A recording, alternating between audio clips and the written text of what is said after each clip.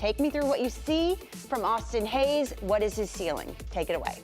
I see a gamer. Yeah. Is what I see. I see a ball player. I was listening to MLB radio yesterday driving. Hit some golf balls. And Don Mattingly was talking about John Birdie. He was talking about Joey Wendell, different guys, and he said they're pros.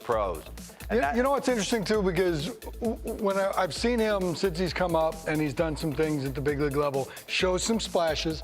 He's been injured. 1 year was MIA. And this year, I think he understands that he has this chance to be one of those cornerstone young Oriole players right here. He's been up in the big leagues for several years now, but he still has a lot of control left because of service time. And I think right now he's putting it all together. Well, let's dive in a little bit, because we dove in on Brian Reynolds. Guys make adjustments at the plate. The first time I laid eyes on him was 2019 when he pounded his chest, Robin Vladdy.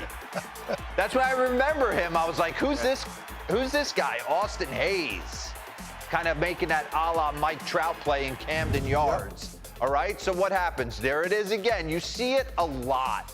They want to stick their nose in early, struggle a little bit, choked up, and what do you see in 2022? A guy that's super confident in the box, trusting himself. Can you keep that there for me a little bit? Because I think, and I know everything's a fine line and everything there, and I know what the numbers are this year. He looks more relaxed over there, which means I belong. And this is where you're saying, okay, I got to fight every day to stay in the lineup. Well, right there, he's saying, okay, I could be hitting fourth today. And that seems to be a much better, just relaxed look to begin with. And this is the norm. I think we get so thrown back with the Ronald Acuna Jr.'s and the Juan Sotos, the superstars of the game that just come up. Tatis Jr. They just come up and they are already confident and they are already doing for the 90% of the league. Right.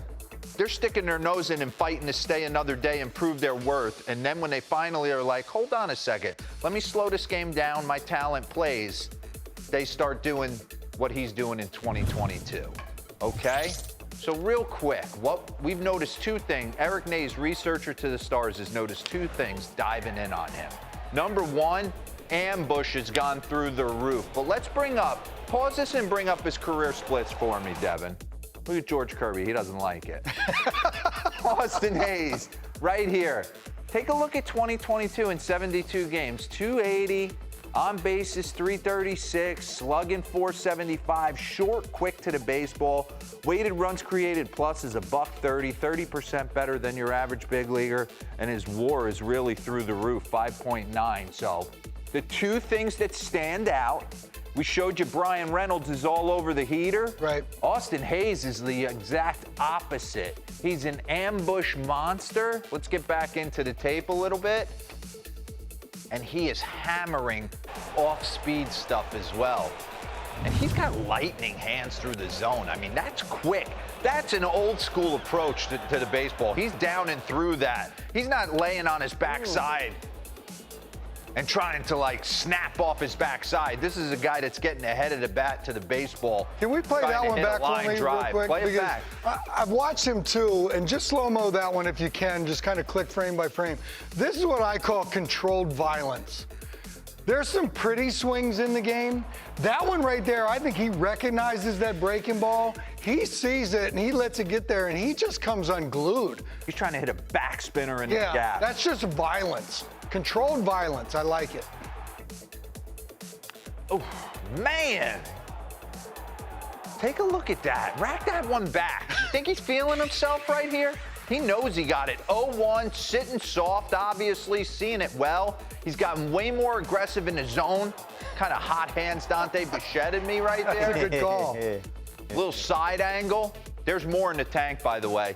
Run that back. If he stays back a little bit more, he's got even, when he gets count leverage, choked up. And guys, I don't know how you do it with the no BGs. I'll never understand how you can hold a piece of wood and hit 95 and it's all taped up with no batting gloves on. Easy, Roberto. Look at this, his swing decisions. Zone percentage, 2021, 64%. Take a look, like he knows who he's becoming. So he's getting a little bit more aggressive in the zone. He's understanding what he's looking for. Middle, he's not letting that go by. And first pitch swing has gone way up. So take a look, man. Austin Hayes is doing some things. Keep that there for me, would you please? Can you put that back? Run that one back. And I apologize for that.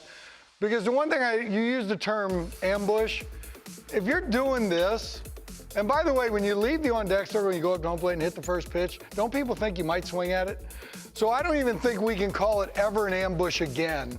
If we're doing 36.7% of the time first pitch swing, all right, he's leaving the on-deck circle with something in mind. He's ready to go. And the thing about him is I don't know if he sits one or the other. I think he pitch recognizes so well right now because he's comfy, confident. And if that thing's spinning on the inner third, which is right there again, the middle swing, I think he sees it. I think he comes unglued and he's ready to drop that machete on him. Lightning hands. Go ahead. Thank you. Highest slug on non-fastballs 2022 season.